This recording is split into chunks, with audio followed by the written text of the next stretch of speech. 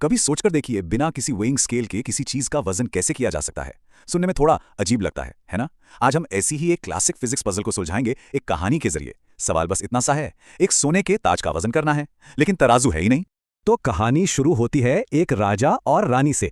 दोनों शॉपिंग के लिए निकले हैं और उन्हें एक बहुत ही खूबसूरत सोने का ताज पसंद आ जाता है। लेकिन जैसा कि अक्सर होता है, कहानी में एक ट्विस्ट आने वाला है। हाँ, तो रानी को चाहिए 22 कैरेट सोने का ताज। पर एक प्रॉब्लम है, दुकानदार बेचारा अपना तराजू ही घर भूल आया है। अब ना वजन का पता, ना इस बात का कि सोना असली है भी या नहीं। बड़ी मुश्किल हो गई, अब क्या करें? तो अब मामला और उलझ जाता है।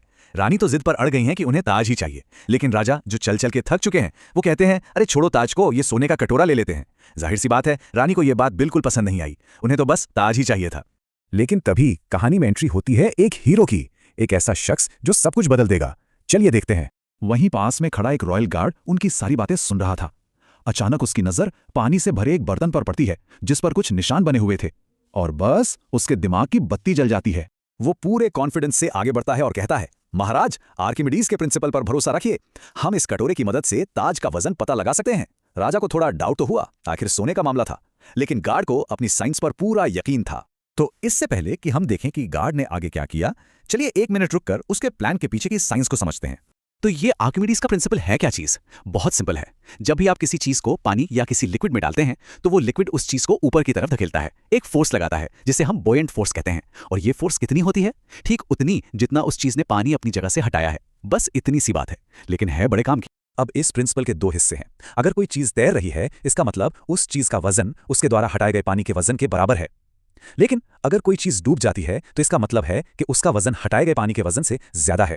और यही छोटा सा फर्क, यही है इस पूरी पजल की चाप। चलिए साइंस समझ ली, अब वापस चलते हैं अपनी कहानी में और देखते हैं कि उस होशियार गार्ड ने इस प्रिंसिपल का इस्तेमाल किया कैसे। तो सबसे पहला काम, सोने के कटोरे का वजन पता करना। और याद रखिए, तराजू अभी भी नहीं है। प्रोसेस बहुत सीधा सा है। गार्ड सबसे पहले उस बर्तन में पानी का लेवल नोट करता है, फिर वो धीरे से उस सोने के कटोरे को पानी में रख देता है, ऐसे कि वो तैरने लगे, और आखिर में वो पानी का नया बढ़ा हुआ लेवल नोट कर लेता है। तो देखिए, पानी का लेवल 1000 ml से बढ़कर हो गया 1200 ml। इसका साफ मतलब है कि कटोरे ने आते ही 200 ml पानी को अपनी जगह से हटा दिया। और अब आती है सबसे मजेदार बात। क्योंकि कटोरा तैर रहा है तो आर्किमिडीज के हिसाब से उसका वजन हटाए गए पानी के वजन के बराबर होगा। और हम जानते हैं कि 1 ml पानी का वजन 1 ग्राम होता है। तो 200 ml पानी का वजन कितना हुआ? बिल्कुल सही, 200 ग्राम। इसका मतलब उस सोने के कटोरे का वजन ठीक 200 ग्राम है। देखा, बिना तराजू के। बहुत खूब, तो कटोरे का वजन तो मिल गया, लेकिन रानी को तो ताज चाहिए, और ताज तो ठोस है, वो तैरेगा नहीं, डूब जाएगा। तो अब अगला स्टेप क्या है? अब हमें पता करना होगा उस सोने की डेंसिटी यानी घनत्व। और सोने की डेंसिटी निकालने के लिए हमें पहले कटोरे का वॉल्यूम यानी आयतन मापना होगा। इसके लिए क्या करना है? इसके लिए कटोरे को पानी में पूरी तरह डुबोना पड़ेगा, तभी पता चलेगा कि उसने कितना पानी डिस्प्लेस किया। ठीक है, तो जब कटोरे को पूरा डुबोया गया तो पानी का लेवल पहुंचा 1011 ml पर। शुरुआती लेवल 1000 ml था, मतलब कटोरे ने 11 ml पानी डिस्प्लेस किया। तो इसका मतलब कटोरे का वॉल्यूम हुआ 11 क्यूबिक सेंटीमीटर। तो अब देखिए, हमारे पास 2 चीजें हैं, कटोरे का वजन 200 ग्राम और उसका वॉल्यूम 11 क्यूबिक सेंटीमीटर। डेंसिटी का फॉर्मूला क्या होता है? वजन को वॉल्यूम से डिवाइड करना। सिंपल। तो 200 को 11 से डिवाइड करने पर हमें उस सोने की डेंसिटी मिल जाती है 18.18 ग्राम पर क्यूबिक सेंटीमीटर। अब सारी जानकारी हमारे पास है, कटोरे ने अपना काम कर दिया। अब वक्त है फाइनल कैलकुलेशन का, ताज का असली वजन पता करने का।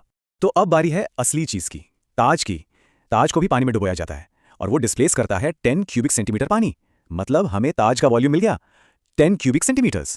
और अब बस वही सिंपल फॉर्मूला इस्तेमाल करना है। वजन बराबर होता है वॉल्यूम को डेंसिटी से मल्टीप्लाई करने पर। तो ताज का वॉल्यूम यानी 10 क्यूबिक सेंटीमीटर को हमने सोने की डेंसिटी यानी 18.18 से मल्टीप्लाई किया और हमें मिल गया ताज का वजन 181.8 ग्राम। 181.8 ग्राम्स। और बस पजल सॉल्व हो गई। वहां खड़ा हर इंसान हैरान था।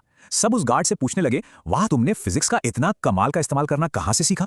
और ये कहानी हमें एक बड़े ही दिलचस्प सवाल के साथ छोड़ जाती है। आखिर ऐसा क्यों होता है कि बॉयन फोर्स हमेशा उस चीज द्वारा हटाए गए लिक्विड के वजन के बराबर ही होती है? ये एक ऐसा सवाल है जिसका जवाब हमें फ्लूइड मैकेनिक्स की और भी गहरी दुनिया में ले जाता है।